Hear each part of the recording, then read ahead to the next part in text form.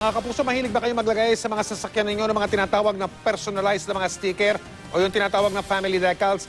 May babala po ang Philippine National Police tungkol dyan sa ganyan. Mag-ingat po kayo. Maaari kasi ang pagkuhanan ng impormasyon ng mga kriminal. Nakatutok si Claire Delfin. Cute tingnan ang mga ganitong sticker sa likod ng ilang sasakyan. Family decals kung tawagin, na karaniwan, nagpapakita kung ilan ang miyembro ng pamilya. Ang iba nga, personalized pa ang sticker sa kung ano ang trabaho ni daddy o mommy. Pati pangalan ni na ate, kuya at bunso. Pati mga alagang aso, bida rin. Kaya si Mommy Marjorie nakiuso na rin. Cute siya tingnan para sa family.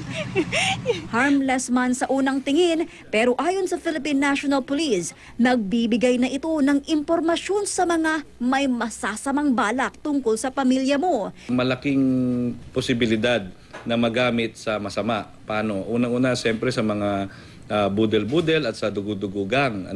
Pagkilala na niya yung nyo, at lalo na pag yung kotse nyo ay nakapark sa isang bahay, at alam nila yung number ng bahay, yung telepono, nakukuha na nga ng mga magnanakaw at saka ng mga dugo-dugo at budel-budel gang. Yung pang nilagyan nyo pa ng pangalan. Sabi ng PNP, sa utak ng isang kriminal, malaking tulong ang mga ganitong sticker. Nalalaman nila kung sino-sino ang miyembro ng pamilya, na minsan pati na ang trabaho ng mag-asawa.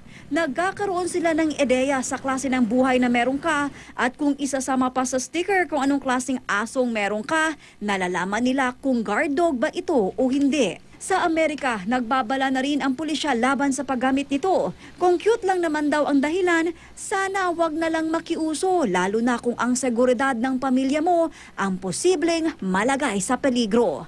Claire Delfin, Nakatutok, 24 Oras.